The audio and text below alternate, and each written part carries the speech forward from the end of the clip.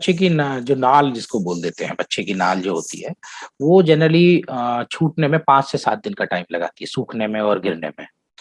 और अगर हम उसे ड्राई रखते हैं, उसके ऊपर कोई तेल नहीं अप्लाई करते, कुछ और कोई पाउडर अप्लाई नहीं करते, तो जनरली वो इन्फेक्ट नहीं होती है और वो अपने टाइम से वो अपना झड़ जाती है और बाकी सब ठीक होता है। जनरली होता क्या है कि बहुत से लोगों में या बहुत जगह रिचुअल्स है कि उसपे ऑयल एप्लीकेशन कर देते हैं या कुछ क्रीम एप्लीकेशन करते हैं या पाउडर अप्लाई कर देते हैं।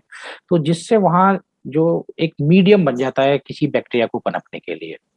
तो ऐसी कंडीशन में अगर वहाँ से पस डिस्चार्ज हो रहा है और आस-पास की रेडनेस है, तो जिसे हम अम्लाइकल सेप्सिस बोलते हैं। तो उस कंडीशन में बिल्कुल इग्नोर नहीं करना है, आपको तुरंत जाकर के अपने डॉक्टर से, पीडियाट्रिशियन से सलाह लेनी है, उसका इलाज कराना है।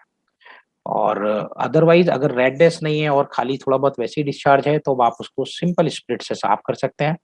बट ये बहुत ही थिन लाइन है इन दोनों के बीच में, तो इसलिए आप डिफरेंशिएट एक कॉमन मैन को एक डिफरेंशिएट करना थोड़ा मुश्किल होता है।